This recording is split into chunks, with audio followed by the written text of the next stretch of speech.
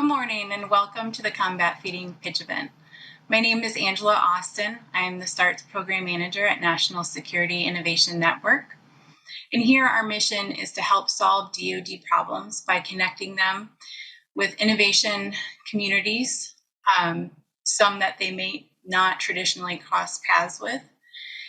And so today we have Combat Feeding Division with a problem they're trying to solve regarding food for the warfighter, military rations, and we will have 6 different companies who have prepared and presented a solution to this problem. They're going to go and have a 5 to 7 minute presentation, and then we'll go into questions and answers.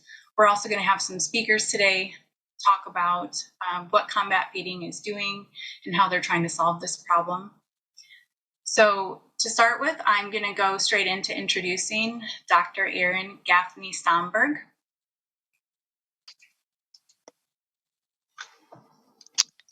Hi, good morning, everyone. We're super excited to be here today for the NSIN Combat Feeding Pitch Day. We have a great lineup, very much interested in hearing from the proposers. To start us off today as the keynote is Mr. Craig Reddy. Mr. Reddy has an illustrious career with the Department of Defense, an amazing level of experience, and we're really lucky to have him really frame the picture of the future warfare that our warfighters will be undergoing, and really how this drives the need for technology solutions that will meet the challenges, the unique challenges of our future warfighter. Mr. Reddy is the Director of Research and Technology Integration here at the U.S. Army Combat Capabilities Development Command Soldier Center in Natick, Massachusetts. He's responsible for the planning, programming, coordination, and external integration of DEVCOM SC's science and technology programs in order to ensure that America's warfighters are optimized, protected, and lethal. DEVCOM Soldier Center supports all of the Army's modernization efforts, with the soldier lethality and synthetic training environment cross-functional teams being the DEVCOM Soldier Center's chief areas of focus. When it comes to combat feeding, Mr. Reddy has direct experience. In a prior role, he was the program integrator for the DoD Combat Feeding Program as a member of the division, formerly Directorate. Before his civilian career, he was a commissioned officer where he served a variety of positions and deployments. He was initially commissioned in 1987 as an infantry officer. He really brings along really a unique set of experiences and perspectives that I think you all will enjoy. Really just hearing his framing again of the future concept of warfare and how combat feeding will be instrumental in setting up our future warfighters for success. And so with that, I believe I'm handing it over to Mr. Reddy, sir. Looking forward to it. Yeah, good morning, everybody. Thank you, Erin. Somebody speak up and let me know you can hear me. Okay, great. So good morning. So it's an honor to be here with you this morning on a great day for our organization, and I hope it's equally as beneficial to the parties that are going to join us here today for this pitch. So I'm very excited about it. As Erin said, I do have my home was always in combat feeding because that is the first place I worked as a DA civilian. So I always have fond memories of my time working over there as the integrator. So anyway, thank you very much for giving me this opportunity. So I'm going to give you my purpose this morning is really twofold. One of them is to kind of acquaint you with our organization, DEVCOM Soldier Center, touch a little bit on our broad mission space, and a little bit about where we're located and what we do here at Natick Soldier Systems Center, which is really the installation we work on, and then give you a little bit of glimpse into the future from our lens, which is really the soldier space and the challenges that the future warfighters, soldiers, and joint warfighters are going to face, and the challenges that they're going to have to overcome with our assistance, obviously. So that's our job. So where we do have a role to play in making them more mission effective, then that's clearly our responsibility. So anyway, I'm going to proceed on, and those are my two purposes today. So real quick, Natick Soldier Systems Center, that's the installation we work on. We are located in Massachusetts, about 25 miles outside of Boston, bedroom community of Boston. We're a medium-sized installation our organization, Soldier Center, you can see our numbers there. We have about 840 people that work for us, but we're not the only organization that works on the space. There's other organizations, PMs. There's a medical activity that works here that some of you may be familiar with, Army Research Institute for Environmental Medicine, which Aaron's deeply familiar with. But you can see there, we're better than half the population that works here. So we are the big dog in town, if you will. So, but we do have a small contingent that works in Orlando. They are the team that operates the Simulation and Training Technology Center down in Orlando, and they do all of the S&T work for modeling and simulation technologies that go into Army training systems. So we have a small contingent that works down there in Orlando. So that's the installation. You can see our mission. We're obviously intently focused on the soldier. And everything that either makes them better or try to eliminate the things that inhibit them in the going about of their mission every day. And at the end of the day, as the vision says there, at the end of the day, the test of our value to them is whether they value us and they view us as being, a multiplier in their ability to combat to conduct their mission. So organizationally, we break down into 3 different directorates. Aaron being part of the soldier sustainment direction. We have soldier protection, which is maybe straightforward, but if you start to pull it back a little bit, it actually gets much deeper than just what people traditionally think of us doing, which is body armor, helmets. We do full spectrum protection, so it's environmental extremes. It's other hazards that present other challenges, hazards to soldiers, to include chem bio. So we do the garments for the chem bio protection mission. That is the limits of our mission. We don't do respiration protection and stuff like that. So, but the garment protection is a substantial part of our mission, and that's the skin threat, the percutaneous threat that joint warfighters face, because that is very much a joint program. So. Soldier sustainment, this is the organizational element that Aaron's division is part of, and this is all things sustainment. So it's really a hybrid of different technical portfolios that all fall into that sustainment space. So it's aerial delivery, and that includes both personnel and static line delivery. On the personnel side, it's the static line all the way through military free fall. In the cargo side, it's precision systems all the way down to ballistic systems. And there's all kinds of hardware items in that space as well. It's not just parachutes. Matter of fact, there's more hardware items than it's more about hardware items than parachutes, in my opinion. So, and then the DoD Combat Feeding Directorate, as a Combat Feeding Division, as Aaron has stated, is a division. It's a joint program. I know you're going to get. You're probably already familiar with it. And the breadth of their space is rations and equipment. So and on the ration side, it's group and individual military operational rations. And on the equipment side, it's all services, deep sea to space in terms of the equipment that's required to prepare, preserve, sanitize meals for warfighters, wherever they may be. So, and then lastly, we have what I would call a rather unique directorate for us, which is really it's unique in that it's geographically separated. We have the Soldier Effectiveness Directorate, which is all things related to making warfighters more effective. So, and this is where the simulation and training technology people reside organizationally. They're woven into the fabric of our organization, despite the fact that they're down, 1,000 miles from here, down in Orlando.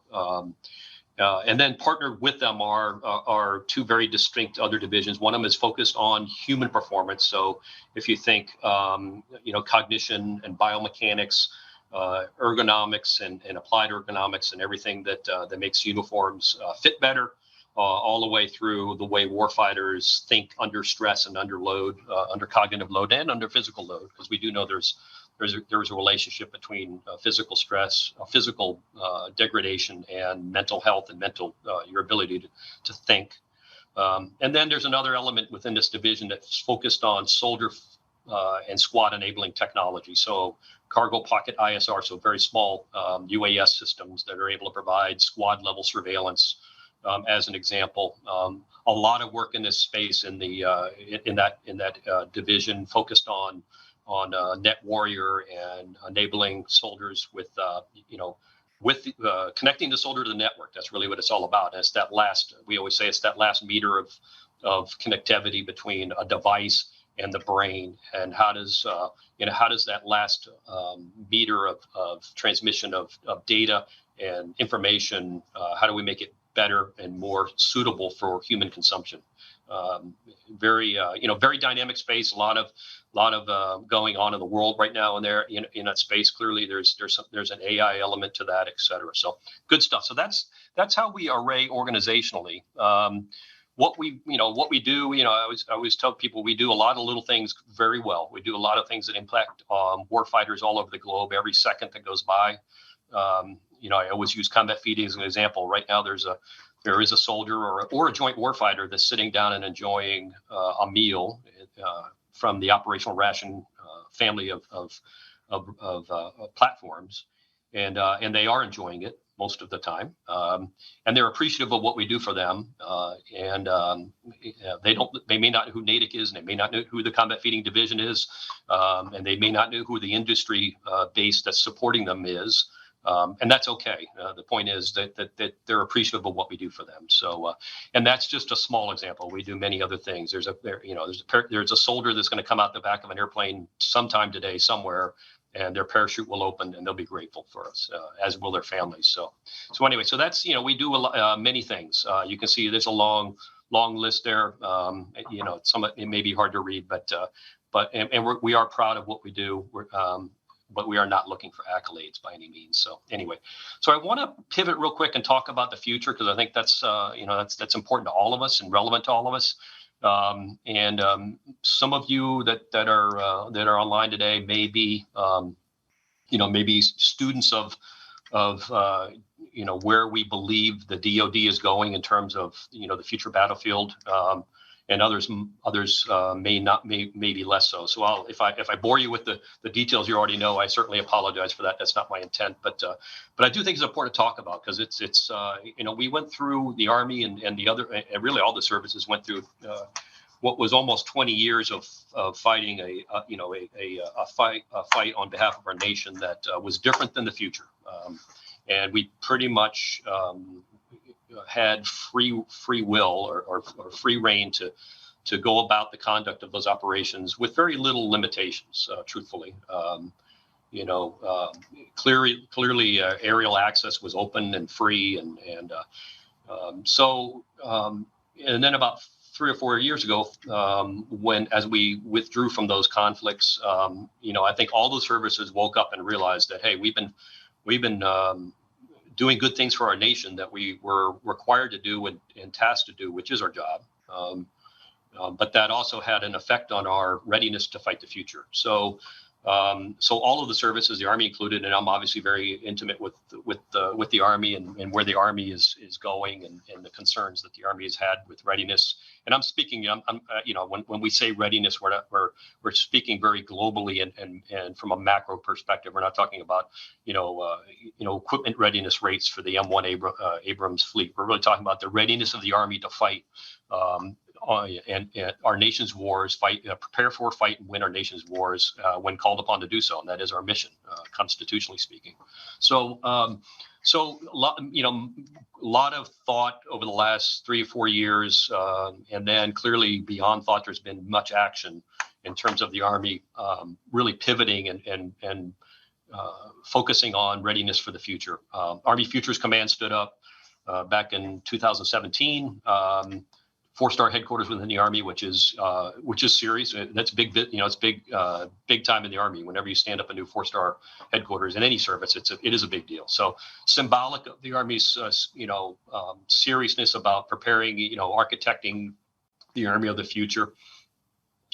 We became part of Army Futures Command very early in the stand up of Army Futures Command. Our whole parent organization, which at the time was RDECOM, now it's DEVCOM, all migrated over to Army Futures Command. So we are embedded in the fabric of the organization, the 4-star organization with the Army that is responsible for architecting and modernizing the Army of the future. So that's quite a big deal. And most of you are probably familiar with just the enormous amount of activity. Certainly the folks that work for NSIN are familiar with Army Futures Command and all the things that are going on with AFC. So and then obviously parallel to that, there's been a lot of intellectual work and then products of that work in what the future battlefield looks like. And so, and that is our job, is to take those inputs and synthesize them in what can be a very complicated process,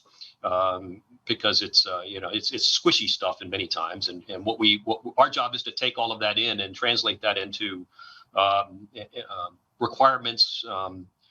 And I'm not talking about big R, hard requirements that a PM has to field for the Army. I'm talking about things that need to be done that may be less apparent, sort of implied, and then shape our S&T program to try to address, to deliver the biggest bang for the buck in that space. We're not going to solve every problem, and not every problem necessarily needs to be solved, but really focusing on the problems that are most vexing for the warfighter, with the biggest ramifications, or it's that high risk, high consequence spaces. And you can see that here on this chart.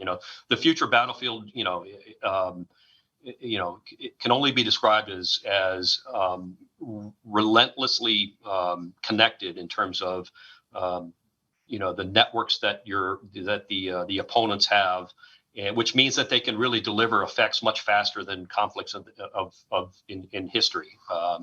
And that's, I guess, what I would call one of the key differences, is just the speed of the environment that future warfighters are going to be operating in is unheard of. Now, certainly we've had highly lethal conflicts in our history, great consequences for American men and women. But what will be different clearly in the future is just the speed at which information flows, and the consequences of poor decisions aggregate extremely quickly. So the future, the context is highly dynamic, highly lethal, highly distributed, highly contested across all domains, and that's the multi-domain aspect. Space, cyber to sea. We fully expect every domain to be contested, which is and so therefore that you must be competent in fighting in all domains, and it doesn't matter what service you are, you have to be competent in fighting or conducting operations in all domains.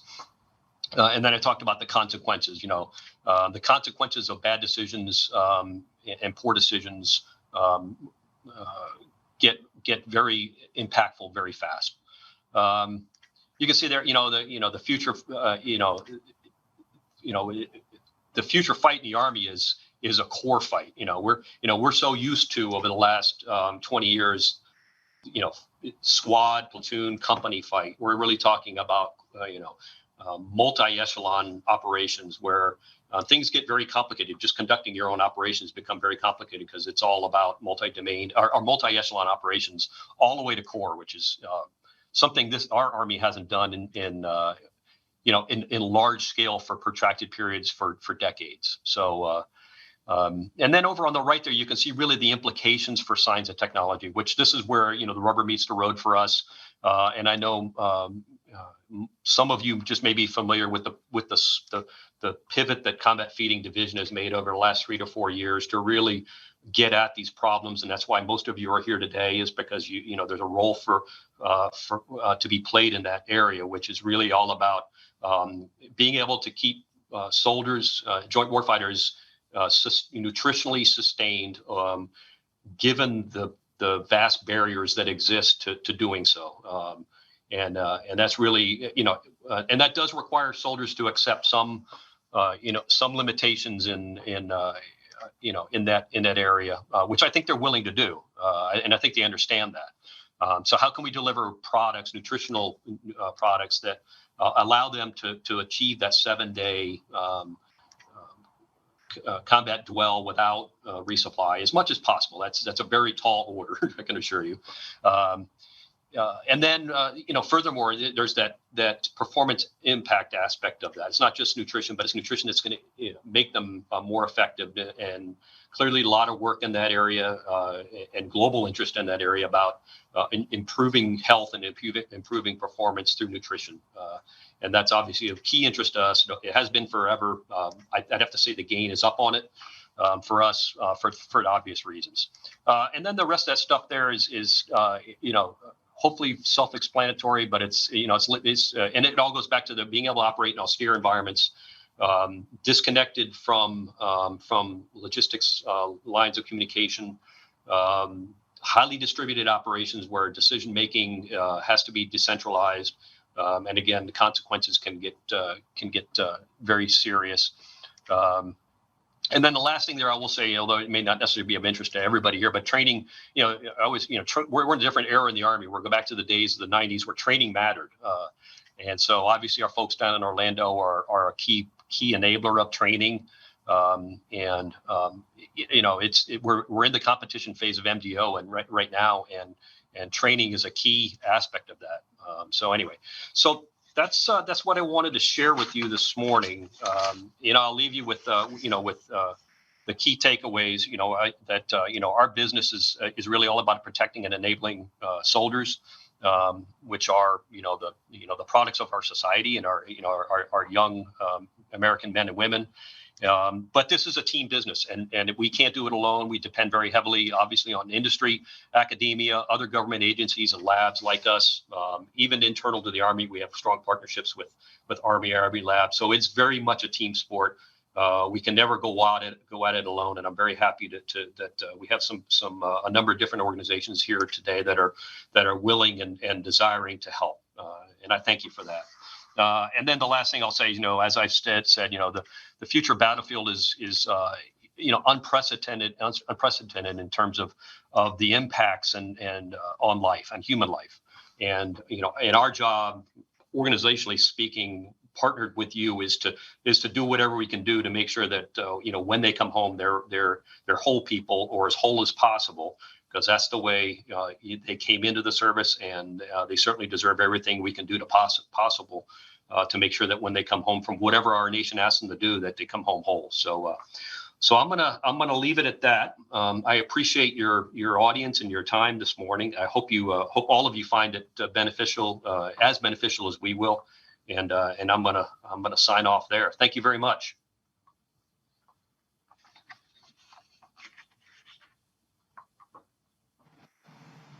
Thank you, Mr. Reddy. We appreciate you coming out and sharing all of that with us today. I want to talk a little bit about how we're going to go into the presentations. The companies here today are going to have 10 minutes. 5 to 7 of those minutes are going to be presenting their technology and solutions. And then for the remaining 3 to 5 minutes, we're going to ask questions and get answers from that company. Following that 10-minute period for the presentation, we're going to have 2 minutes where it's going to be a break. The judges are going to be deliberating, and if you need to run and go grab something to eat or whatever, you're going to have about 2 minutes in between each presentation. So again, the 2 problems that these different companies are addressing today have to do with nutrient densification and also an alternative fermented protein. In each company, some are addressing both of these issues and some just address one, and they'll explain that in their presentation. With that said, we'll go ahead and get started with Mr. Robert Coker from Industria Imperium. I'd like to introduce Robert Coker with Industria Imperium. Thank you, Angela. I appreciate that. Hi, everyone. The title of our presentation is Minimus, a new approach to combat feeding. And this represents a partnership between the University of Montana and Industria Imperium and the products that we've been developing along the lines of Minimus Nutrition.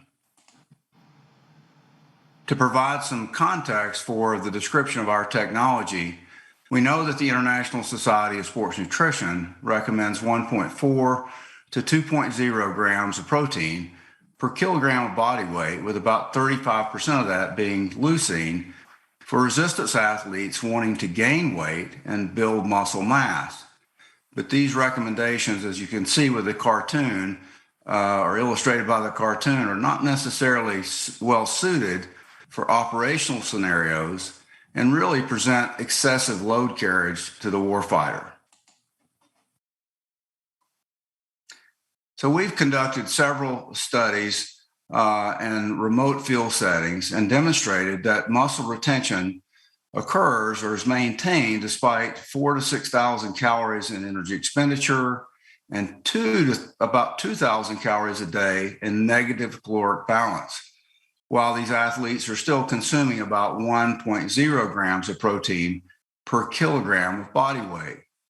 So over the past couple of years, we've been working with NSIN Foods in Foster City, California, and developed Minimus, which is an ultralight product that provides a proprietary profile of essential amino acids, fatty acids, and a carbohydrate blend that's been specifically formulated for constant movement in field-based environments. And we've published this in a variety of different peer-reviewed journals, including a project that we did, a couple of projects that we've done with athletes competing in the Yukon Arctic Ultra, which is the longest and coldest ultra marathon in the world. So we've now partnered with Blue California to provide a high quality essential amino acid profile that contains at least 80% amino acids by total weight. And this prototype for the Combat Feeding Initiative will use a state-of-the-art microencapsulation technology and innovative packaging to ensure a palatable, yet also flavorless 11-gram cube and or powder with at least a 3-year shelf life. And this really represents a new advancement in microencapsulation technology that's been recently published in Applied Science in 2022. Our team qualifications include the following. First of all, Industria Imperium is a disabled combat veteran-owned company. Dr. Ruby and myself have been professors in integrative physiology for over 25 years. We co-direct the Montana Center for Work Physiology and Exercise Metabolism. And we have several projects that are funded, for example, by the Air Force Research Lab, and a recent project funded by the Army Research Lab focused on sex-specific differences in muscle protein metabolism. And we're both faculty members at the University of Montana.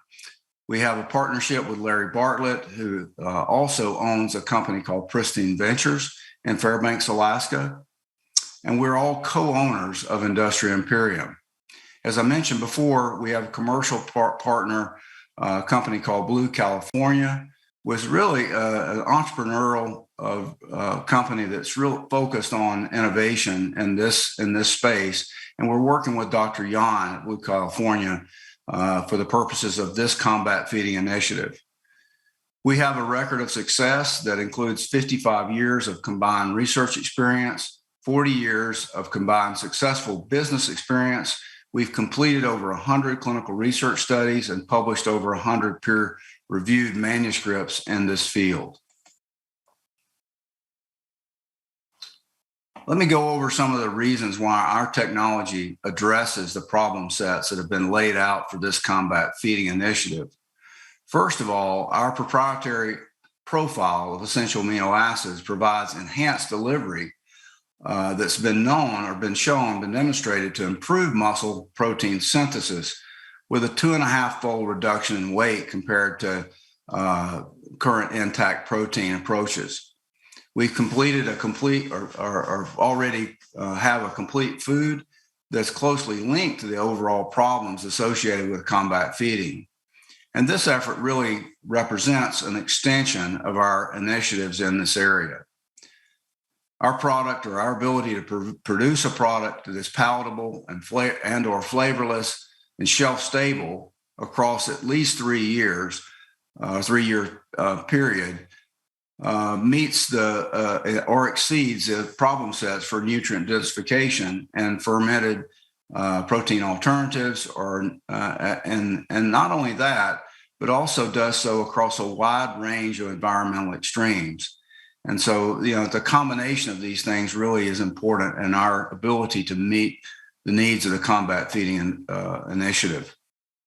As I mentioned before, we've conducted clinical research in real-world environments that range from negative 55 degrees centigrade all the way up to over 100 degrees Fahrenheit and some ultra marathons. We have the capacity, bandwidth, and experience to establish effectiveness of our new product. In terms of impact on commercial markets, we've already secured an agreement with the Survival, Evasion, Resistance, and Escape Training Program at Fairchild U.S. Air Base in Washington to purchase our original product, Minimus, that I discussed or described in I think the third slide. Minimus Squared is just differentiated by the ability to deliver essential amino acids that replicates or exceeds the delivery provided by intact protein with a dramatic reduction in weight. Right now, the current sports nutrition market is saturated with high protein meal replacements.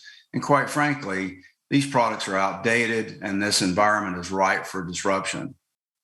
Our current company is partnered with Pristine Ventures, who already has a solid reputation in the outdoor adventure market, exceeding several $1 million in sales. So in summary or conclusion, we're already connected with a warfighter. We're also working on a project with CMI2 focused on development of new technologies to improve Arctic maneuverability. We're using the latest in scientific technology, not only to improve nutrient delivery, but also to enhance the shelf stability of products in a variety of different extreme environments. And we have the business and entrepreneurial experience to ensure the success of this new combat feeding initiative. Thank you so much for your attention, and I would be happy to answer any questions that you might have.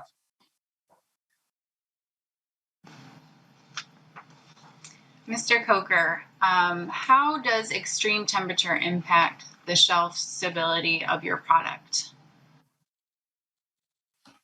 As I mentioned in my slides, across a wide range of temperatures, from extreme cold to extreme heat, the combination of the microencapsulation technology as well as the packaging technology that we will use will ensure at least a 3-year shelf life, despite environmental extremes.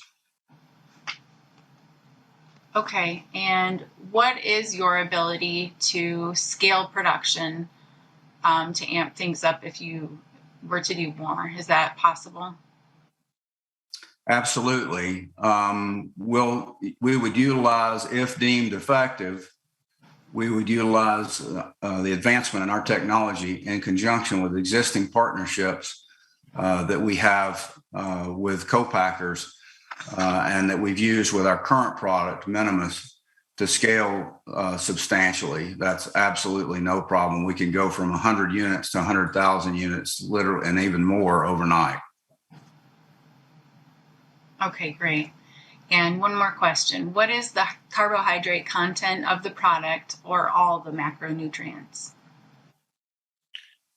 Well, if I understand correctly, for this particular combat feeding initiative, it's really focused on the provision of essential amino acids.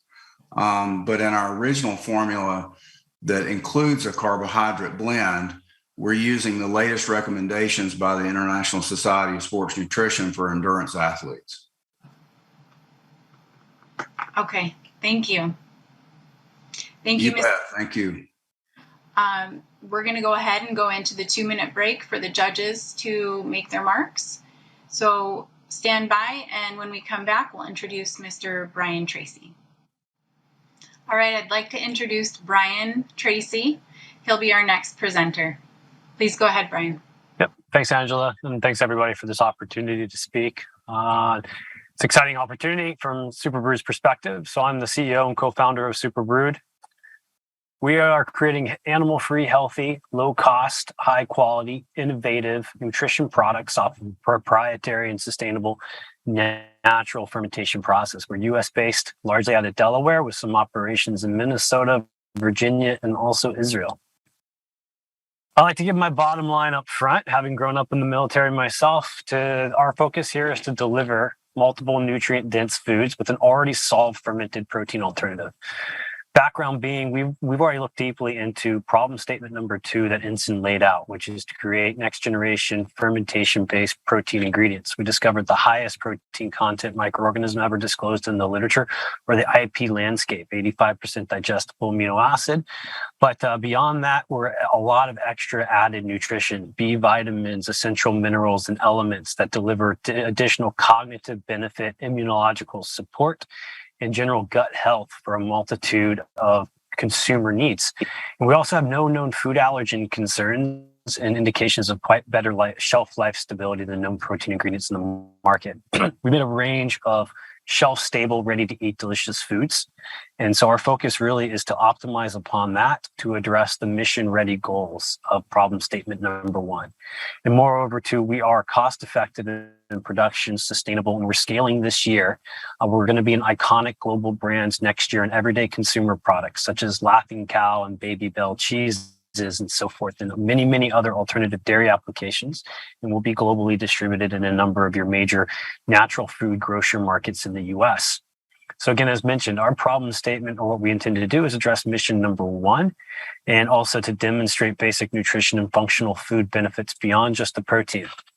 So how did we get here? We have an innovation engine where we discover and we create production processes around natural organisms. These are not genetically modified solutions. These are natural organisms that already live in human gut microbiome and animal gut microbiome environments.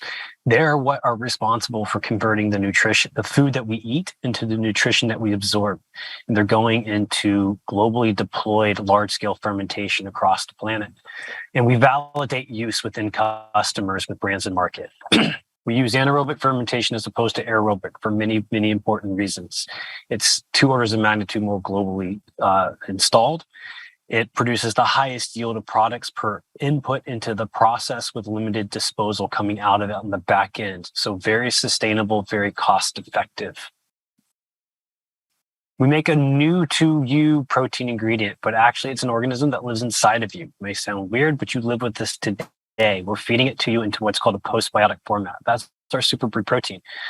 We are beating all other biomass or new fermented proteins based upon protein content, essential amino acids, branched chain amino acids, all plant-based ingredients as well. And we're competing head-to-head against highly processed animal protein isolates on protein content. Beyond the protein, we are a good to excellent source of 5 different B vitamins and 6 essential elements and minerals, not including sodium because it's not necessarily needed in many rations. And we have no known food allergen risks. We're the first ever company to get GRAS approval to eat a bacteria biomass as a protein ingredient. This has never been done before, period, globally. It is our postbiotic cultured protein usage rate that can go up to the same type of usage rates of soy protein isolates and concentrates. And we're now expanding our human studies, particularly as we go into medicated food applications and for metabolic disorder needs for patients as well. But right now we're at a cost position where we're coming into everyday consumer products. All right. We're putting it, 2 slides forward. We're putting it into everyday products from nutritional bars, ready to drink protein drinks, ready to mix protein drinks, high density, high protein snacks, cream bases, alternatives to dairy with no food allergen concerns that you can cook with, that you can drink, that you can eat, you can put in your backpack, you can take through extreme environments. We're working with many of the global leading iconic brands in the space to come into their product formats, where this will be known in the next 6 months as we go into fuller scale production. We've done things from beverage, milk, cheese, yogurts, bakeries, and snacks to clinical foods and now meat substitutes. So one thing I showed earlier too in our production process, we're doing anaerobic fermentation. We make 2 products at the same time. We make a protein ingredient, highly nutrient dense protein ingredient, and we also make sustainable biochemicals at the exact same time. 1 reactor, 2 products addressing 2 of the largest global challenges of sustainability. And our co-product is butyric acid, which actually has a known pathway to produce sustainable aviation fuels. So as we scale the protein market for the company, we're also scaling into a range of bio-based chemicals where we compete against petroleum. We've scaled up our production process. This is our Delaware facility. We also have a Virginia facility and we have a Minnesota facility. Our Minnesota facility is on path to being producing at 34,000 tons of product per year. And the Virginia facility, similar scale. The Virginia facility is about 10 miles south of Norfolk and Newport Beach and Portsmouth and so forth. We have an excellent sustainability footprint because, as mentioned, beyond addressing combat warfare eating situations, we're looking to be globally driving sustainability and improvements on everyday consumer health. So we have good sustainability footprint against known products in the market today. Very fortunate to have built a very capable team across manufacturing, management of the company. We are in a Series B fundraise as we go into market in 2023. So in summary, we have discovered and scaled already a solution to problem statement number 2. We're looking to optimize towards problem statement number 1. Wide range of shelf-stable, ready-to-eat delicious foods, which you've done, but we need to optimize them specifically for the goals of your mission statement. And we're asking for funding collaboration to support to optimize these and confirm benefits in nutrition trials. We have some experience with DEVCOM. We've been working with them in the past, actually on making unique magnetic nanoparticles with esoteric microorganisms, and have scaled this quite successfully. So we're looking to expand that into other opportunities. So thank you all, and I'm happy to address any questions. Thank you. We have a question about increasing the essential amino acid content. Do you have any plans to do that? Yes. So at this moment right now, we're also intending to be a complete nutrition ingredient as well. So we're very boosted in essentials and comparative to the rest, but we also intend to deliver all the other necessary amino acids in a fuller nutritional profile. It is an area that we started some work in terms of isolating beyond, where we could extract those out specifically, but it's not a capability we have at the moment.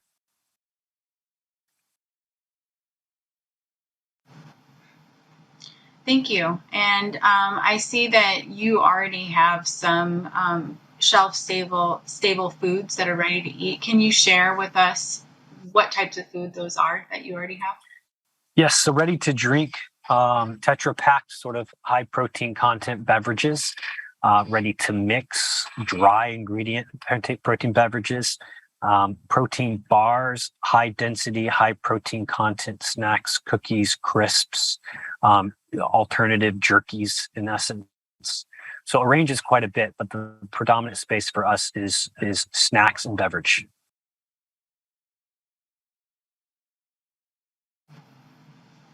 Great, thank you. Well, at this time, we're going to go ahead and go into our 2-minute break. Thank you very much for presenting and showing us a little bit about your solution. After the break, we'll introduce the next presenter. Hi, now we're going to introduce Matthew Alonis. He's going to talk to us about MIPO. Cool. Thank you so much, Angela. So I think every great business has really started from a personal need. So my brother and I started our first company in college as a meal delivery service. And we got so busy with that, sometimes we couldn't even eat the meals, ironically. So we were always wondering, what if you could have a little candy with your entire meal? It's so convenient, you could eat it anywhere in the world. So when we sold that company a few years in, we kind of went back to that dream, started hiring food scientists, different people, and just trying to make this possible. We ended up finding our co-founder, who was not a food scientist, a biochemist from Mexico City, which is very unrelated, but sometimes you need people who are a little bit out of the way in order to kind of make change. So our goal was to replicate an entire meal in a few little gummies, not just the macronutrients, but how the exact amino acid blend is, the peptide chains, all the fiber, all the micronutrients, really tick for tack that exact meal of the wild salmon, avocado, kale, sweet potato, and then other meals, and then also how it digests in your body. So that was really the goal we set out to do. And again, it took us over a few years to actually get to a prototype actual stage that we could begin selling. And then when we weren't thinking about the defense department at all, but little by little, we started reaching out to people and found a lot of different interest in this space, connecting with some of the MRE providers. So really, what are meal cubes? Again, like I just said, you don't need wild salmon, avocado, kale, and sweet potatoes. You just need the exact nutrients and how they digest in your body. So that was our goal, is to really mimic real food meals, not a meal replacement, not just protein or carbohydrates, really making the world's most condensed meals, mimicking real food, because we know how real food digests. We know its effect on our body, and nature's quite smart in that way. So we want to mimic tick for tack, some real food meals, starting out with this salmon, sweet potato, kale, and avocado. So our first meal, we want to do a kind of a balanced meal. So a mixture of protein, fat, and carbs, kind of like it can fit really anyone's lifestyle. So a big component to what we use is we have a special protein peptide blend that we created with a mixture of peptides and amino acids. And then we use collagen as our base because it has the most wide-ranging amino acid profile versus any other protein. So supplementing that base is a lot easier than, say, any other common protein on the market. Plus, it's much more condensed. So again, it has 420 calories, 25 grams of protein, 28 grams of healthy fats, 23 grams of carbs, and then 18 essential vitamins and minerals. And it comes in, again, this little pouch has about 7 or 8 little cubes, like fruit snack sized. And that's a whole meal that mimics this entire salmon meal. So really people always ask, like, well, how did you guys actually build this? And again, it seems like a little silly gummy, but then when you actually break it down, it's pretty intricate. So it's really just, again, first understanding what actually makes up this meal. What are all the components that actually make this up? Step 2 is really controlling the water content, because water, obviously, a lot of space, takes up a lot of volume. But also, if you have too low of water content and you don't choose the right materials structurally, so we have a unique gelatin mix that allows us to have very little water content, typically 3 to 4% or less, but still very chewy. So it's a unique matrix that we created, again, with gelin and gelatin. And next is our proprietary emulsions. So actually, like, our fat emulsions actually absorb our protein. So that's why we're able to condense it so small. Usually if you add it, just starts growing more, but our emulsions are stabilized and allow us to pack a lot more nutrition in a smaller space. And then obviously the second challenge for step 4, 5, and 6 is really making that palatable, because every food scientist we went to in the early days said, you'll never make this. And if you do, no one will eat it because it'll be so bad tasting. So really we tried all the bitter blockers off the shelf. We tried all the combinations and couldn't get anything to work. So we actually had to create some novel bitter blockers to actually make this palatable, because no matter how condensed your product is, if no one wants to eat it, it's pretty useless. So those are really the two challenges, is getting that much nutrition in a small space, and then secondly, making that palatable. This is like the high level team. We're very small. I think we utilize a lot of contractors. We have a small team of 3 R&D that are not here. But I think the new world of business is trying to stay lean, because I think overhead can really, especially my previous business, we had about 50 employees, and it can really escape you and start to become a big cost to your business. So I think the future of work is really everyone having their own business in a way with contracting work.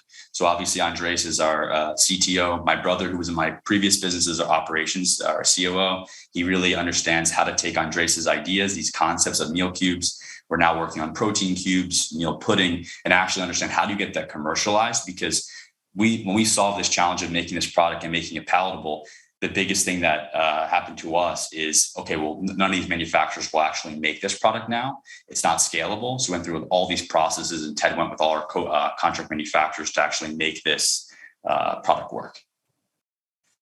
So really how meal cubes help the DoD is we're a huge reduction with the MRE. So we actually reached out to AmeriQual and some of the largest MRE companies, and we're actually working with them right now, doing some testing with NADIC and so forth, shelf life and all the calorie testing, just because we're trying to do a big reduction in size and weight. So again, the opportunity is really just a standalone product, or also working within the MRE to reduce the size. Other commercial markets are healthcare, government, schools, athletics, and workplace. We sell to some places like SpaceX for their workforce, Facebook, and other tech offices. And then again, the future is not just meal cubes. It's taking our current technology and putting in different form factors. So for hospitals, we're doing meal pudding because they like that form factor. So the normal pudding they would usually get in a hospital, now getting a full meal inside of that.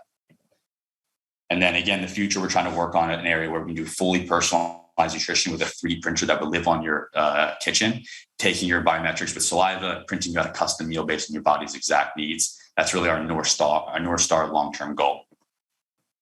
And again, that's our mission is democratizing nutrition for the world.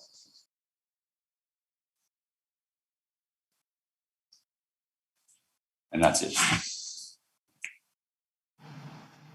Thank you, Matthew. So I have a couple of questions. To start with, how How long is your product shelf, or what is the shelf stability of your product? So right now we are approved for 24 months and we're working on 36 months right now. Okay, and do you propose that these would be used as rations by themselves, or would they be incorporated with other food? I'm just wondering if it was by themselves, like how long somebody can continue to survive off of these without like an actual meal. Yeah, so we don't want to propose, we want to do a standalone product for like those first 3 days of emergencies or special ops missions. They can be a 3-day standalone product. But when we speak into Americorps and all these other MRE companies, the real vision is to take the MRE because it's quite large and try to reduce that by in size by about half with their main entree, maybe the electrolyte powder, and then a pack of meal cubes. So really kind of partnering with the MRE. And that's what we've been working on for about 2 years with these MRE companies. Okay, great. And with collagen, I know, there are some other better quality proteins. Have you thought about using any other type of protein? So we looked at a few, but for us, it's the most condensed and the widest ranging amino acid profile. So if we weren't to use it, we'd have to add so much more of our protein peptides, which really increase the cost of the product because they're very unique and specialized. So it's been the widest ranging amino acid profile for us to really utilize. But we're definitely going to be working on vegan alternatives and so forth for other people. That's been a big request for us. We recently just launched an e-commerce website as well. So that's big for us. Okay, great. And if you were to produce on a larger scale, and be awarded one of the subcontracts, what do you see as being principal risks to the business? Yeah, the principal risk to the business, again, is just supply chain, keeping our supply chain organized because it is very complex to make all these meals. So really having a head of supply chain, which we're going to be onboarding quite soon, is critically important. Again, having my brother really be able to teach our operations team, and so he doesn't have to physically be there all the time. And really, with all our contract manufacturers, he's really running the process. It's not a typical co-man relationship. So really, our supply chain and all the knowledge not being within my brother's head and being there amongst our operations team, both scale that because it's not the typical gummy. It looks like a gummy, but the process is completely different. Okay, thanks. Did you have one of these slides that listed out the calories? Yes. Yeah. What were the calories per gram, if you could? The calories per gram. So it would be 420 calories divided by 65 grams. So it would be divided by 65. So really 6.4. Okay. I didn't mean to make you do math there. No problem. No problem. Thanks. Well, that's about it for our time, Matthew. Thank you so much for sharing your presentation. We're going to go into a quick break here for 2 minutes and we'll be back. Thank you, Angela. We're going to introduce Dr. Erin Gaffney Stomberg again. She's going to talk to us a little bit about the mission and strategy at Combat Feeding. All right. Good morning, everyone. Happy to be back with you here. I've really enjoyed the 3 pitches thus far, and looking forward to the next 3 pitches. So I'm the division chief for the Combat Feeding Division. The focus of my presentation today is really to provide just the broader context for the 2 pitch challenges that Combat Feeding had collaborated with NSIN on, just to show you how these relate to our mission and then tie into very specific projects that we have ongoing within the division. By way of outline, I'll begin with an overview of my division's mission and our structure.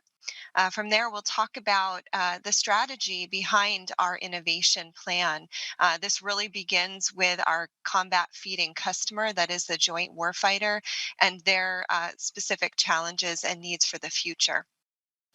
From there, I'll talk about the end state goals. So we really have this strategy taxonomy that I'll outline for you. In order to meet our customers' need, we have end state goals, and a couple of these are very much relevant to the NSIN Starts challenge statements. And so I'll show you where those challenges really nest within our strategic portfolio.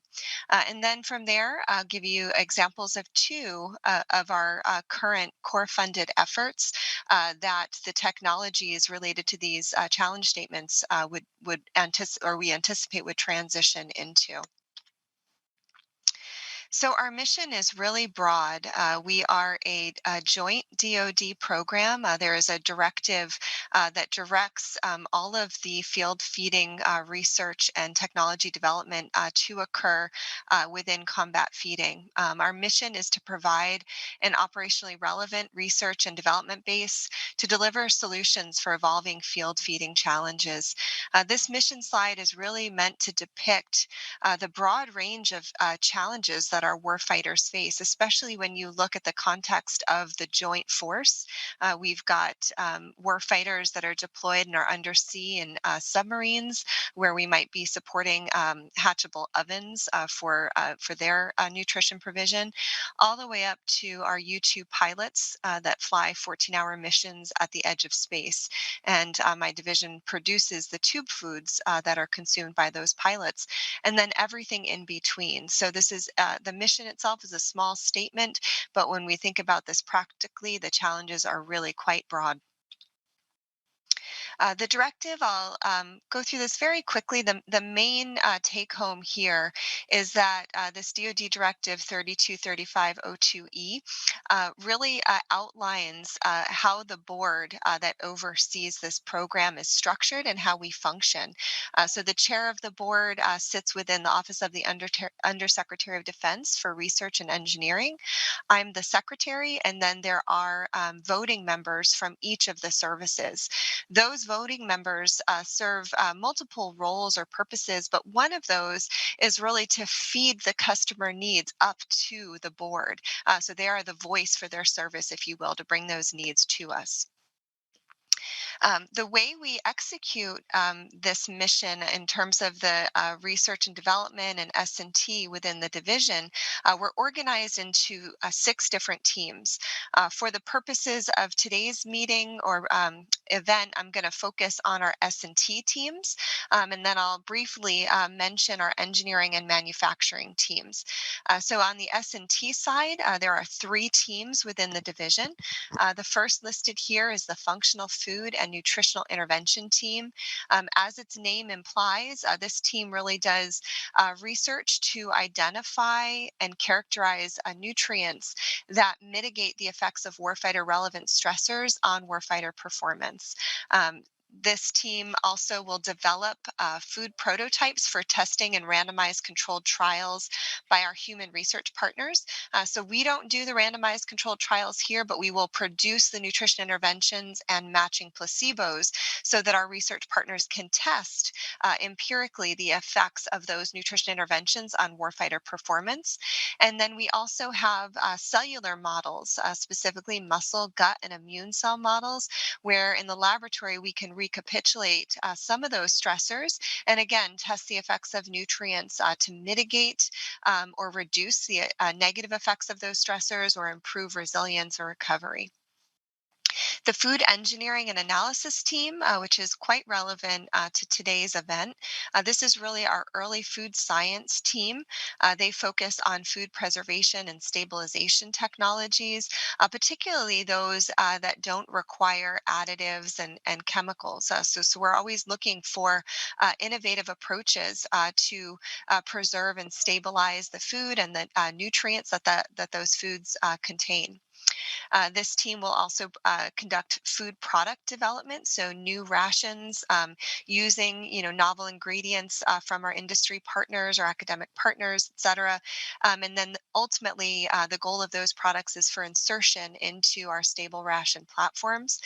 We also have the ability to do chemical, physical, and nutrient analysis testing in a variety of our laboratories. And then the third team is the food protection and innovative packaging team. And as its name implies, this team really works on the development and testing of novel packaging materials that can improve not only the shelf stability of the ration components, but also resistance to accidental or intentional contamination. They also do work in the space of sensors, so ways to detect pathogen or chemical contamination in the food products, as well as some work in the area of individual hydration, so atmospheric water, water testing capabilities, etc. The three engineering and manufacturing teams, we've got one related to combat rations and then two related to field feeding equipment. So the first is the combat ration engineering and support team. They do a lot of work with our industry partners, with the Defense Logistics Agency that will procure the operational rations. They perform engineering support for those industry partners if there is some challenge when they're under contract producing items. They also do all of our field work because every single product that gets inserted into an operational ration is warfighter tested and warfighter approved. The two teams on the middle and the right, these again are our equipment teams. The middle one is the Joint Food Service Engineering team. This team does work on equipment for the Navy, the Air Force, and the Marines. And then the Food Service Equipment team on the right works on Army field feeding equipment. And that team is currently matrixed to our PM Food Force Sustainment System. So here I'd like to really kind of change gears now that I've provided you that larger picture of the mission of the program and division and how the division is structured, and really talk about what our future needs and challenges are, really that gave birth, if you will, to the challenge statements that the performers are briefing on today. So I talked about the board members, which are one way in which our customers can bring forward their challenges and needs to us. Another way is through what's called the capabilities-based assessment. And the division went through this process with our customers and stakeholders a few years ago. And this slide is a depiction of the output or outcome of that process.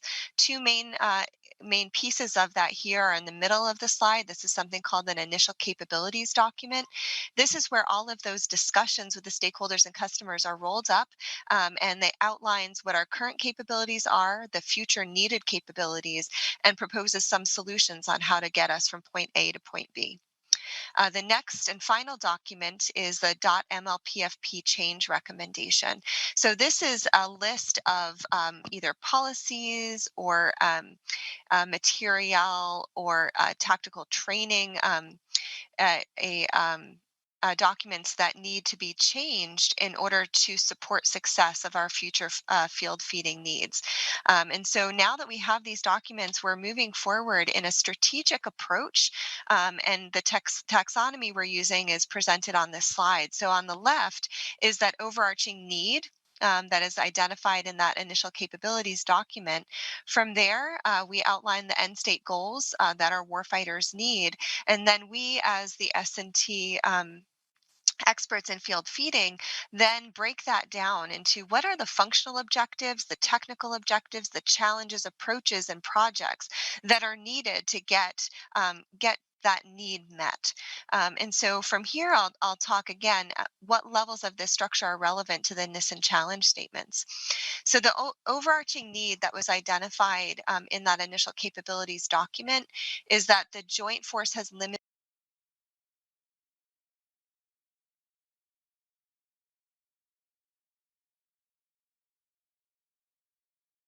impact.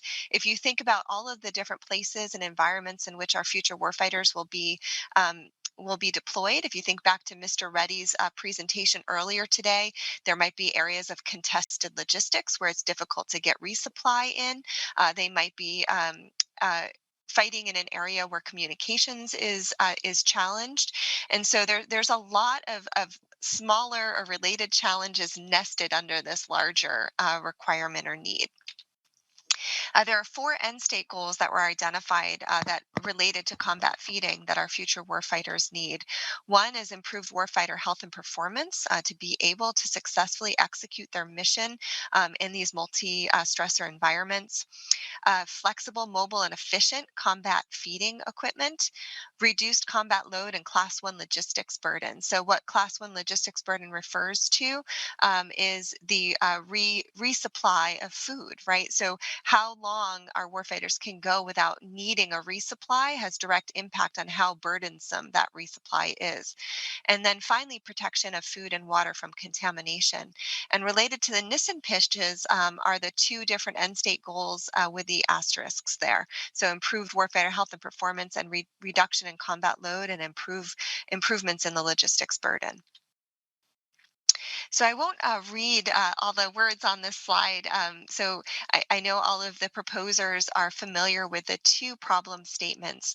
But the bottom line is that combat feeding needs new sources of early stage technology to help sustain the American warfighter. This very much is a team approach, as Mr. Reddy had talked about earlier today. These areas of technology interest include food preservation, stabilization, densification technologies, and foods that support human performance or optimize gut and immune systems. Anything that's going to give our warfighters a competitive advantage, improve their performance, improve their recovery, et cetera. And again, there's the 2 problem statements that we worked with NSIN to develop, one related to nutrient densification and the second related to fermented protein alternatives. And I was really excited to listen to the 3 pitches earlier today, which touched on each of these 2 statements. And I know we have 3 more this afternoon that we'll do, or later this morning, that will also speak to these 2 challenges. In terms of our core funded program, so we've got existing projects within the division that are relevant to each of these 2 problem statements. I'm going to provide you these 2 example projects. There are others certainly that relate to these problem statements as well, but these are 2 that we would expect successful technologies could transition into. One is the Close Combat Assault Ration, or CCAR. This is a brand new ration platform that the division has been working on for a handful of years now. And the first generation of this ration platform will be transitioned to DLA, the Defense Logistics Agency, next year, and then procured about a year or so after that. So really the capability need here was that reduction in Class 1 logistics. So the goal is to be able to provide an operational ration platform that can equip our joint warfighter for up to 7 days without the need of a resupply. And our current ration platform simply could not meet this need. They are too heavy or bulky for an individual warfighter to carry 7 days worth of their food. They simply wouldn't have room for anything else. And so this was a very high challenge for us to be working on. And so certainly nutrient densification type technologies lend themselves nicely to successful reduction in Class 1 logistics burden for these smaller, lighter rations for the future. The other project I'd like to mention is the Alternative Protein Ration Components project. Again, one of the projects within the division where we could see some technology insertions or transitions from the challenge statements. The purpose here is really to analyze the quality and stability of non-animal proteins for inclusion into ration components, and then incorporate the proteins into highly nutritious ration components that meet the NSOR. That stands for Nutritional Standards for Operational Rations, which we're required to meet. This is something that is outlined by the Office of the Secretary of Defense. And so you think about alternative proteins, there's a variety of reasons for this. We think about sustainability, just simply the amount of land that's required for production of animal proteins. So if we can improve the sustainability and then also really maximize the nutrition, that is the essential amino acid composition of those proteins, that would be highly desirable. So just to conclude today, after the nationwide search to identify companies to participate in this combat feeding research and engineering technologies Technologies pitch competition. The technical evaluators reviewed the proposals and down selected to 6 companies based on technical merit and innovation that we're hearing from today for their full proposal and pitch. And private sector and industry partners really are integral to the development of innovative technologies that support the performance of our joint warfighters. We're very grateful to those of you who have come forward with these novel technologies. Your work matters. We very much appreciate it. Thank you to those again that have proposed these solutions. Also to the NSIN administrative and program staff for executing this program, as well as the technical reviewers who have spent a lot of time really carefully reviewing these proposals for their ability to meet the future needs. So again, thank you so much, and very much looking forward to the next 3 pitches from this afternoon.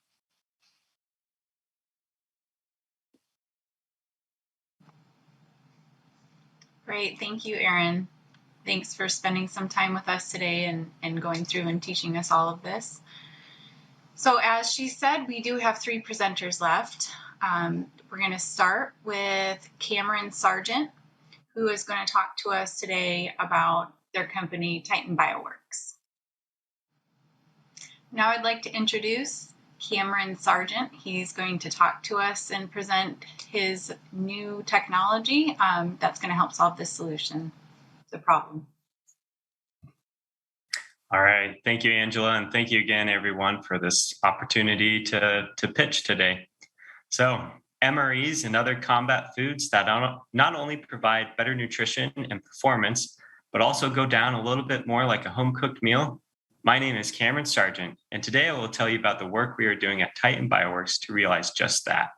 We are an early-stage R&D company with a technology that we believe can help the American warfighter prepare for, fight, and win our nation's wars. In particular, we believe that our technology can help address the combat nutrition challenges outlined by problem statement number 2, but also a little bit by problem statement number 1. By improving not only the relative composition of essential amino acids within the protein, but also the density of that protein itself, we aim to provide a food and/or food additive with high essential amino acid density. We also believe that our technology is dual use, and that it can also provide excellent value in improving the texture of highly processed foods, which includes not only MREs, but also commercial food products like meat analogs that currently face poor market adoption due to their texture and mouthfeel. At Titan Bioworks, we are expanding upon centuries of success in the microbial fermentation of food, therapeutics, and other chemical products. Leveraging our expertise in synthetic biology, we have developed a platform that ushers in a new era of fermentation, allowing us to expand the options of chemicals produced by microbes to include organic polymers, which of course are typically made through organic synthesis from petroleum feedstocks or by complex processes in natural hosts. However, using our proprietary polymerization platform, we can produce protein polymers up to or even exceeding the size of those made using organic synthesis or found in nature. Our versatile platform allows us to drop in a protein of interest and linearly polymerize it end-to-end to produce very high molecular weight protein chains. Among the proteins that we have polymerized with our platform is Titan, the largest known protein in nature that acts as a molecular spring inside our muscle cells. Our Titan polymers can then be processed into fibers several times thinner than a human hair with excellent strength and toughness, properties that could be leveraged to make additives for processed foods that improve their texture and ability to hold together like fresh meat. Critical to the problem statement, our Titan material contains an essential amino acid profile that improves upon what can be found in common protein sources in the food industry. The large size of our protein also means that we can rely on scalable processes to cheaply and effectively purify our protein from all other cellular proteins and components, further increasing the amino acid density and the essential amino acid density in our final product. After all, it's hard to get protein that's more dense than a pure, tightly packed solid. And as mentioned before, fibers produced from our Titan polymer have material properties that could be leveraged as an additive or even a canvas for processed foods to improve their texture and give it the springy, fibrous mouthfeel that we enjoy in animal proteins. Of interest to the military, our technology is also dual use in regards to its use case and target market, with its excellent mechanical properties and biological origins, allowing for applications in biomedicine as sutures, surgical meshes, or tissue scaffolds, as well as in high-performance technical textiles and other defense materials. As outlined by Mr. Reddy's keynote this morning, each of these areas is important to protecting and enhancing the American warfighter. So we'd love to connect another time to talk more about other potential use cases as well. Our team has identified a two-pronged approach to developing our technology and company to meet military and civilian needs. First, we plan to scale production of our Titan protein polymer that has demonstrated remarkable potential in the lab. We will do this through in-house fermentation and purification, third-party material processing, and strategic distribution partnerships to test and enter target markets. Second, utilizing our experience in synthetic biology, we plan to also forge collaborations for developing custom protein polymer solutions. Given our platform's versatility in polymerizing proteins, this will allow us to fine-tune our technology to meet specific needs, modifying everything from its nutritional makeup to its material properties. Our team has established a plan for scaling up our production capabilities during the upcoming year, through which we can produce the amount of protein material necessary to develop and validate a food additive prototype with improved essential amino acid content and density to better support our servicemen and women. We're seeking strategic partners and funding to help us develop our technology. We're very excited about this potential opportunity to work together with NSIN again. Our team has the science and business experience and expertise that we will need to get the job done, including decades of experience in food, synthetic biology, and biotechnology. We also have a track record of working with the military in developing our technology and other projects in the lab. And with that, I'd like to thank you all for your time and open up the floor to questions. Thank you. I have a question about how this would be incorporated into, let's say, MREs or any of the rations. Is it something you would make into like a bar form, or what were your ideas on that? Yeah, so there are a few approaches that we could take there. Probably the most feasible and the best approach to take is as an additive, since we've demonstrated that we can form these fibers that have these great properties with the Titan polymer. We could take those fibers, chop them into little staple fibers that could then be mixed in with a process like a hamburger or some other highly processed food to help deliver some of those material properties of holding it together while also delivering those nutritional benefits. But it could even be something where, you know, we develop some sort of probably not a bar, but more like a jerky rope kind of a thing where it's a lot of the fibers tightly compacted together in some sort of formulation. That's also on the table as well. Okay, thank you. And how does Titan tensile strength compare to animal proteins? It looks much stronger than plant proteins. How does it compare to the animal proteins, though? Good question. For a lot of, I guess, animal proteins in terms of like edible ones, or are we talking wool, silks, those sorts of proteins? Edible. Probably the edible ones, yeah. So it would be higher. We haven't done a direct comparison there. And again, it's probably not something where we're eating this just 100% Titan protein. It's probably a protein or a food additive. So in that way, it's not entirely, it's not something that's going to be too strong or tough to eat, but it'll improve those properties of whatever it's added to. So definitely higher. I know it compares well to like silk wool, those sorts of things, it's definitely stronger than those. But as for like a slab of meat, I'm not entirely sure, but it would be stronger. Okay, thank you. Where are you in the development stage? Are you incorporating it into foods already? And no, not yet. Sorry, is there more to the question? Sorry. I also wanted to ask about the status of GRAS. Yeah, so we are still definitely early on. We're on lab production scale, and so that would be the next stage is to scale up production, get it to those larger quantities where we can actually do some of those tests and incorporating it into food, developing prototypes, things like that. So we're not there yet, but hopefully in the next year we can get there. Okay.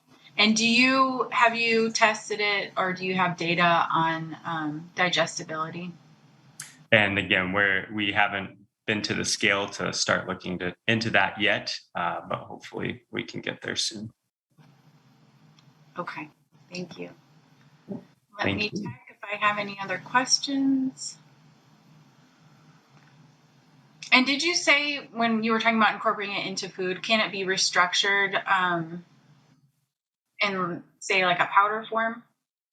Yes, absolutely. We've explored processing as a fiber. It doesn't even need processing at all. It could just be the protein itself is the protein. Freeze-dried protein powder could be directly added. There could also be different material formulations that we could explore, like an electrospray might be really good for creating a canvas for creating a food, like a bar or a different thing like that. So yeah, there are different options there, but we've spent most of our time so far focusing on the fibers. Okay, and one last question. As far as, excuse me, risk to your success, are there competitors who have something similar on the market already that you know of? Not that we know of in the particular area that we're looking at. For some of the other use cases, there are definitely competitors that we can identify for, like the technical textiles, biomedical applications, definitely. But for what we're looking into do with foods as a food additive, to our knowledge, we haven't found any other competitors doing that exact same approach. Okay. Thank you. That's all for questions. Thank you, Cameron, for being here and presenting. And we're going to roll into our 2-minute break. Now I would like to introduce John and Matt Iniger. They are going to talk to us about Midwest muscle nutrition. Hi, everyone. My name is John Iniger. This is my co-founder and brother, Matt. We are presenting on behalf of our startup, Midwest Muscle Nutrition. We'll be presenting our solution to problem statement number 1, nutrient densification. So let's talk about protein. Not only is protein probably the most important macronutrient due to the role it plays in reducing catabolism to enable peak performance over time, it's also a really difficult macronutrient to deliver efficiently. While ready-to-eat whole food items can deliver carbohydrates and fat with upwards of 75% efficiency by weight, nothing has been able to deliver similar nutrient density in terms of protein. However, our team has been able to solve this problem with our patent-pending material that can achieve a protein concentration of greater than 50% by weight. This technology is what forms the core of our offering, and it also informs our approach to the problem statement, which we call nutrient specialization. We are proposing a product that can meet a ration's protein requirement as efficiently as possible, clearing the way for highly efficient sources of other macronutrients. This is the product we have developed for this purpose, an extremely protein-dense and lightweight bar that can augment or entirely replace existing sources of protein in combat rations. In a finished and enrobed bar, our technology allows us to deliver 40 grams of protein for 65 grams of bar weight. This represents a greater than 70% increase in protein concentration over the next leading protein bar on the market. This means we are able to deliver protein powder-like performance in a portable and snackable form factor without the need for reconstitution. Our proposed product was envisioned for a complementary approach what we call nutrient specialization. What that means is that our bar allows for flexibility in ration design through its high protein content. Now you can remove low efficiency protein sources in favor of high efficiency carbohydrate sources, thereby reducing overall weight in cube while maintaining the nutritional content of the ration. Most warfighters will be able to meet daily RDI values for protein with 1 bar per meal alone. Because of its portability, this benefit extends to emergency and operational rations, where time to eat is minimal and fuel for energy and maintenance is paramount. We are also able to adjust the macronutrient profile based on various requirements. For example, in our original program application, we had proposed a meal replacement version of the bar with 35 grams of carbs and 20 grams of protein for situations where this bar is the sole food item available. This concept is best illustrated by a sample menu. We've taken a first strike ration, and by using our product as the main protein source, we were able to lower the number of items in the ration while increasing overall caloric and protein density. We can't quantify the weight and cube decrease in this illustration since we don't know the physical dimensions of these products we've removed, but you could follow this design philosophy to its extremes and reduce the atom count to just our product and several hundred grams of carbs from a high efficiency source, offering minimum weight in cube with the macronutrients to keep a warfighter on their feet for an entire day. Our solution also adheres to the selection criteria. This bar is approximately industry average dimensions for a 65 gram bar, while improving on protein concentration considerably. Our product safety is controlled by water activity, and its physical stability is on par with typical and rogue protein ready-to-eat items. Our formula is simple and low cost, with just a handful of readily available ingredients and a cost of goods sold of around $1 when producing at scale. The product is resilient to temperature fluctuations, and our selection of compound coating mitigates potential melting issues. It's tough to talk about sensory characteristics without a sample here to taste, but we honestly believe that outside of the objective performance metrics, our product excels because it offers a uniquely pleasant eating experience. One of the really cool things we're able to do that other protein RTEs and RTDs aren't is acidification. So we can provide real-world accurate fruit flavors that actually include an acidic bite. I'm this passionate about protein fortified foods because I was formerly in R&D for Optimum Nutrition, the largest sports supplement company in the world, where I worked on the development and launch of protein ready-to-eat items. And my passion comes from my experience as a collegiate track and field athlete at Belmont University, which is where I first identified the market need for high protein supplements in sports. We believe there's a gap in the market between ready to eat and ready to drink protein supplements. Protein bars are convenient, but they don't deliver adequate protein per serving. Protein powders deliver protein very efficiently, but they require water and mixing, are difficult to transport, and have a strong whey aftertaste. Ready-to-drink protein shakes share powder's efficiency with some added convenience, but are often sold for more than $4 per serving. So we created a protein bar that achieves product market fit, the Midwest Muscle High Protein Bar. It has 34 grams of protein, or a 60% increase over the current market leader. We will be first movers in an entirely new category, ultra-high protein foods. Finally, we will circle back on our core value proposition, which is the value of our patent pending material. When our patent claims are awarded, we will have exclusivity in the sale and manufacture of food products that are greater than 50% protein by weight, effectively locking our competitors out of the segment. We will also have the ability to scale our business through licensing our technology to others in the space. Thank you. We are now available for questions.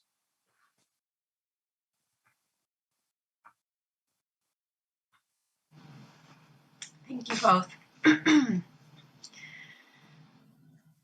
How is the product density with having the light whip texture?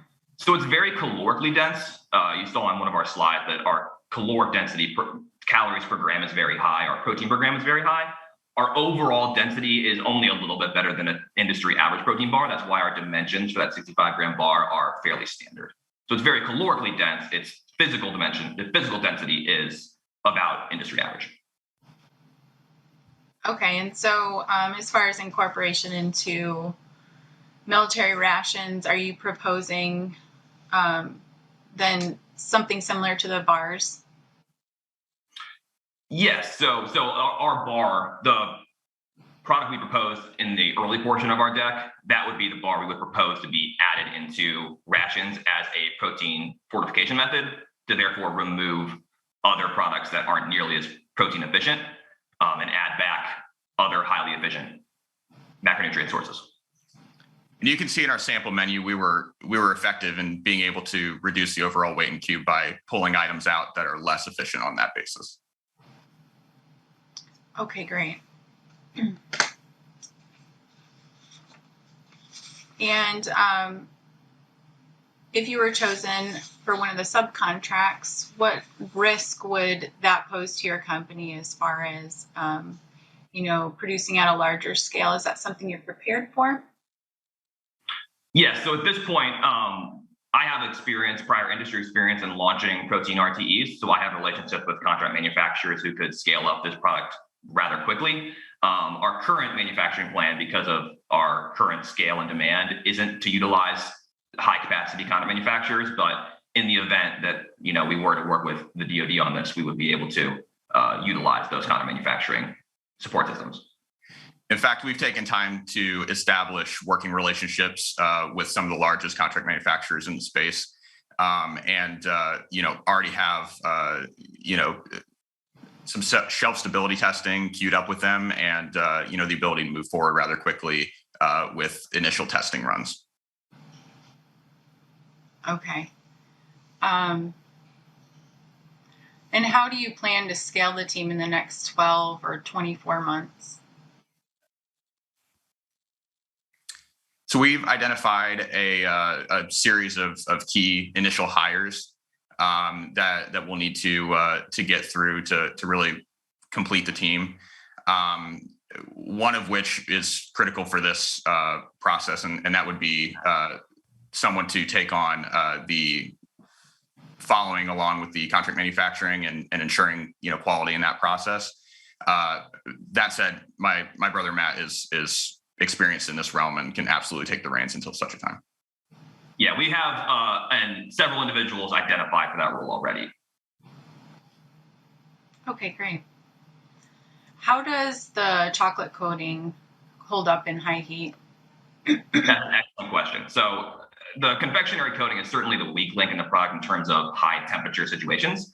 However, we are currently evaluating several temperature resistant confectionery coatings from vendors like Barry Callebaut and others that have melting points near 130 degrees Fahrenheit. The material itself is rather temperature resistant because of its high protein content. Luckily, temperature resistant chocolates and coatings is something that Combat Feeding has already done a lot of the work for us, reaching all the way back to the tropical chocolate and things like that. There's been there's fairly good technology in that space to ensure deliverability. Okay, and it looks like we are just out of time. I want to thank you both for being here and presenting your technology to us today. We're going to go ahead and go into the 2-minute break for the judges, and we'll be back in 2 minutes. Now I'd like to introduce Dr. Hortense Dodo. Her company is Engagegen. Please go ahead and get started. Thank you. Thank you very much for having us here. My name is Hortense Dodo, and I am the president and co-founder of Engagegen. And today we're going to talk to you about a superfood high in essential amino acid. Engagegen is a peanut trade company. It is an early stage agricultural biotechnology company, and our mission is to deliver innovative peanut varieties with improved safety and nutritional value. We already have 2 products in our pipeline, allergen-free peanuts for a solution to peanut allergy, and what we call a non-separating peanut butter is the second product. For the purpose of this combat feeding, the problem that we are addressing today is to provide warfighter with a high caloric, nutrient dense, low volume and low weight food that they can use in austere environment. And we're proposing peanut butter. This product can also be used to remedy malnutrition outside of Army and outside of the military. And it can also be useful in disaster and emergency relief zone. The solution that our company is proposing is a proprietary genetic transformation platform that we have developed. And to do so, we are creating an artificial storage protein that we call ASPX. This artificial protein is enhanced 75% in essential amino acids. And here you have a number for leucine 15%, etc. All the essential amino acids have been enhanced. So this artificial protein is turned into a gene, and the gene is transformed into peanut embryo. And you can see on the right side, the peanut embryos are used into tissue culture, and they mature up to harvesting into the greenhouse. So we have already performed a phase 1 pilot study to determine proof of concept. When we look at the result of our pilot study, we have very successful expression of the gene. And if you look on the left side, the protein profile shows that the essential amino acid has migrated on a protein profile gel down to 15 kilodalton, that should be kilodalton protein. And when you look at the increase, you can see that each of the essential amino acid, when we're comparing two of the lines that we harvested, you can see up to 20% increase in essential amino acid. So the innovation for the combat feeding program is that now that we know that it can be expressed in peanut and that this technology can work, then what we're planning to do is to overexpress the gene, the ASPS gene in peanut seed. And so we already have all the genetic elements and the strategy in place to do so. Peanut is the #1 snack nut consumed by Americans. It is very popular food.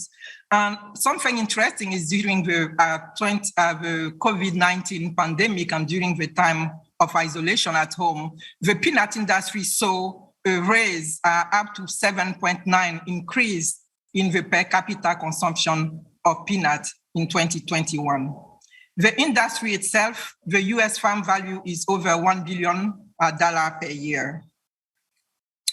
The company, our company is an existing company that has already received federal funds from the National Science Foundation and also state funds from the North Carolina Department of Commerce and the North Carolina Biotechnology Center.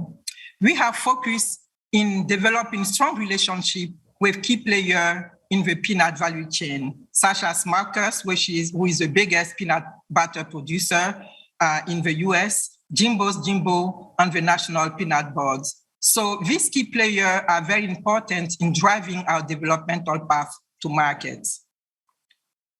We have robust intellectual property protection. We have already 3 patents that are issued, 3 on the allergen-reduced as well as the allergen-free peanut. And we have 2 patents that are pending for the non-separating peanut butter and also for the biofortified peanut enriched with essential amino acid.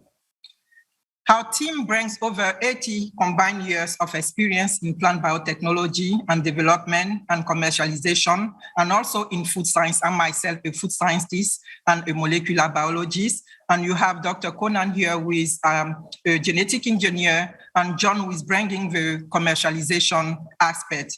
We are also working with ACTI. Ingatejin is a portfolio company of ACTI, and ACTI is an innovation lab that identify potential research in university and develop them for acquisition by industry.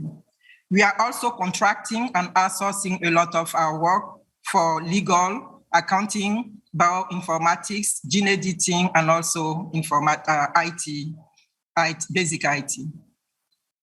So the milestone for us is that we believe that within a year, we can engineer the high essential amino acid peanut, and we can have a first prototype of our peanut.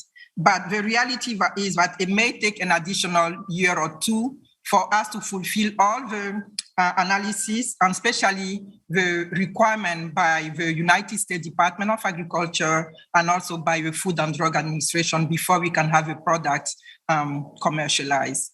So it may take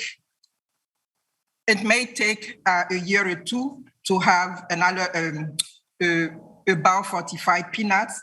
But frankly, once we have developed that variety, once it is developed, it can be planted and harvested again and again for centuries to come. So the superfood that we're proposing, highly enhanced in essential amino acid, can be used for combat feeding as well as for the civilian general population. And on this, I will stop my presentation. And thank you very much. And we're ready for questions. Thank you so much. I wanted to ask first about the allergy to peanuts. Did you, or can you clarify whether or not that the protein or component that people are allergic to, if that still exists in your product? Yes, so we have, so these are two separate products. So let me start by saying that peanut is a popular food that is consumed today in the US regardless, right? And we want to make sure that those people who are allergic to peanut do stay away from peanut. So we are developing an allergen-free peanut. So this is one product in our pipeline. Now for the combat feeding, we are proposing, right now, a new variety that probably is going to contain the allergen. But if the needs are from DOD is that you will prefer to have an allergen-free, highly increase in essential amino acid, this can also be done. Okay, great. How many companies do you have currently in your company? How many companies? We have we have one company. Ingatejin is LLC. It is one company, but we are a portfolio of AgTech in venture. So we started Ingatejin as a group of scientists from academia. I spent 18 years at the university. And so bringing our company from research to the commercial side, we are tagging along with AgTech in venture that is supplying us with business people and commercialization aspect of our work. Okay, thank you.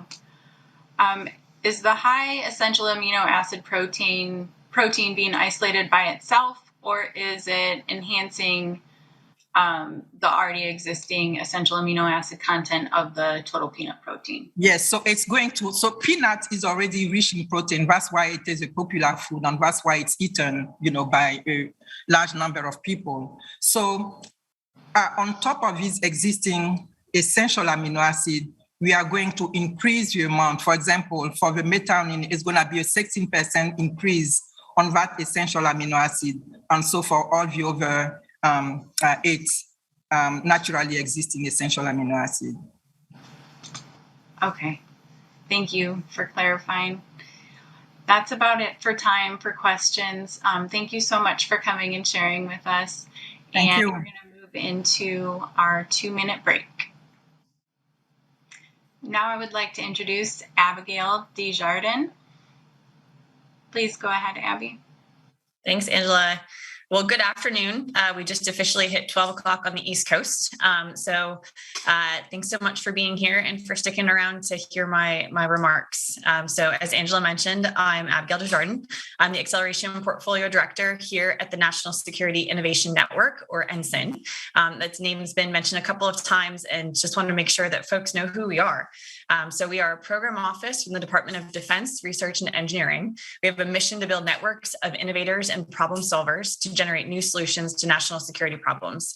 Problems can be big or small, critical or non-critical. All of our activities at NSIN are focused on tapping into communities of problem solvers who have typically been out of reach by the department. This is based on a fundamental belief that we're in a complex, rapidly advancing world, and the rate of change and innovation within the Department of Defense is not keeping pace with our adversaries. We believe that if we, the Department of Defense, want to maintain resilience, leverage emerging tech, and solve problems differently, then we need to incorporate new problem solvers.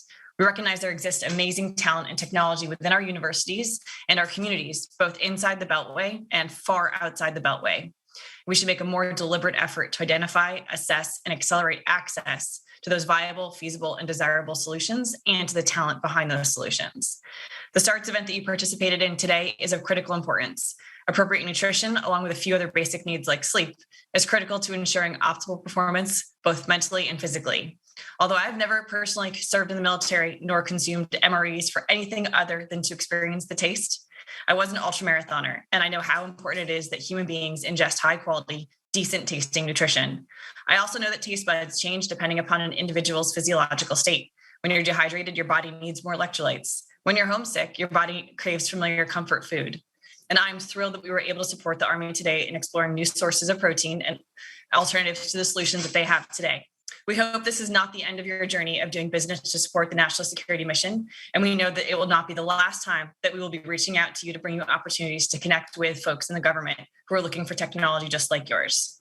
If you'd like to learn more about NSIN or our mission, please feel free to reach out to me or to your local regional network team representative, whose information can be found on our website, which is nsin.mil. And thank you again for being here today. Thank you, Abby. Well, I'd like to thank you all again. I know Abby just did as well, but I really appreciate everybody who logged in today to watch, all of the participants, all the judges that were behind the scenes. It was great to work with everyone. And I also want to say that, I encourage you to stay in touch with NSIN and Combat Feeding. You can follow us on social media. And we do plan to announce the winners next week for this competition here. Thank you.